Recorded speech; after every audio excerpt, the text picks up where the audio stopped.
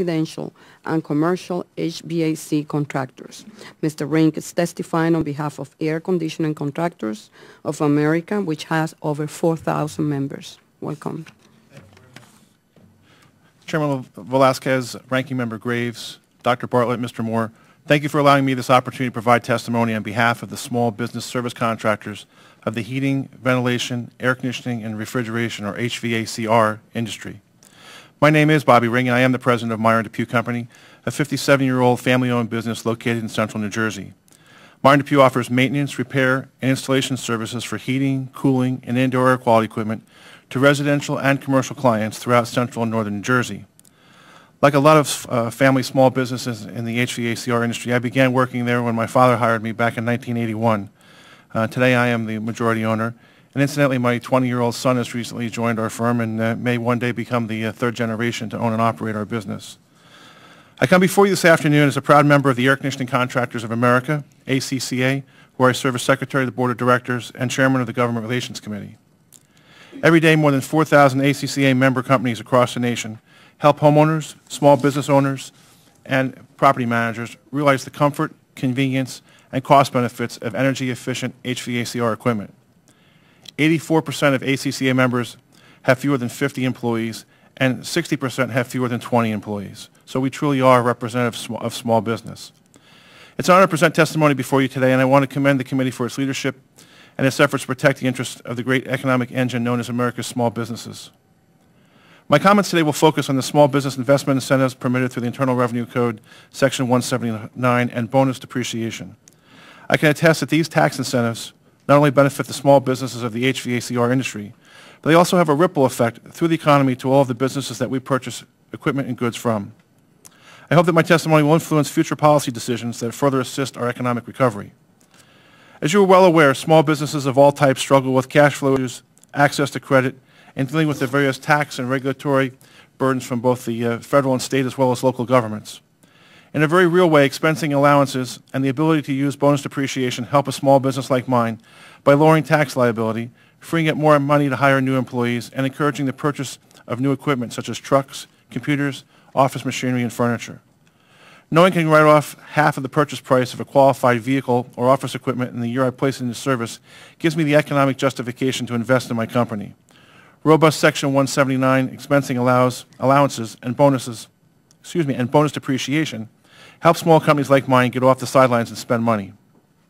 On several occasions since 2002, Congress has improved short-term expansion of Section 179 expensing and bonus depreciation as a way to stimulate the economy. In those years, our company has used these incentives to purchase new trucks for our service technicians and computers and equipment for our office staff.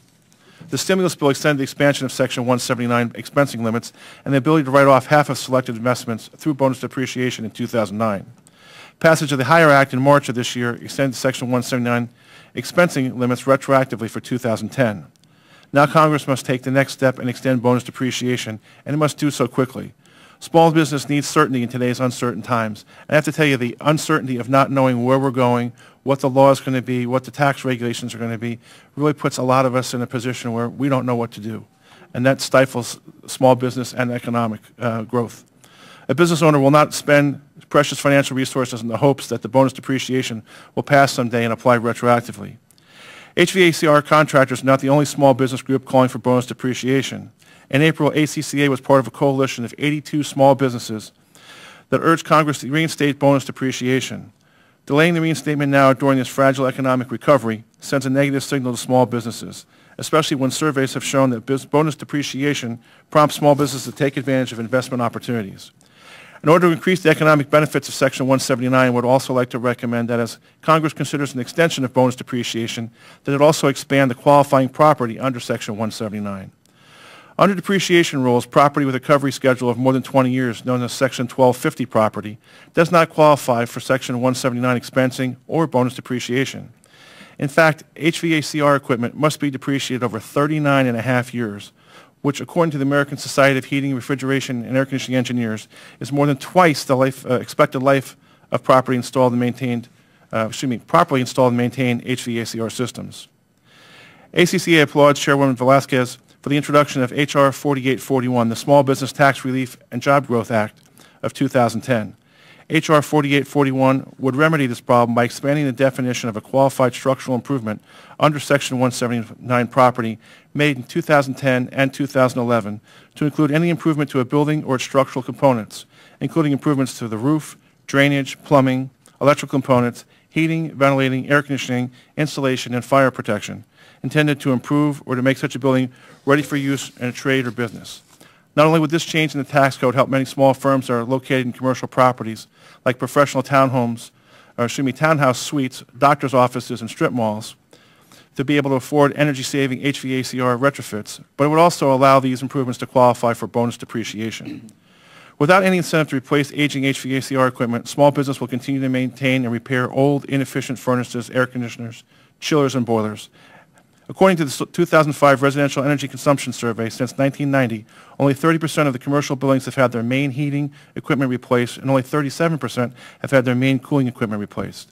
Some may argue that expanding the definition of Section 179 qualified property would cost too much in lost revenue, but those losses would be more than made up for in increased economic activity, lower utility costs, and fewer greenhouse gas emissions, as well as job creation.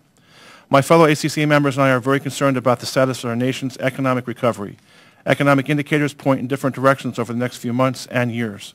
America's small business need to see positive signs from Washington to allay fears that a double-dip recession may be occurring. Passage of bonus depreciation will send the right message that Congress is interested in helping promote job creation and a revitalization of the economy. With that, I conclude my comments. I would be happy to answer any questions that you may have. Thank you again for giving me this opportunity to provide this testimony. Thank you, Mr. Ring.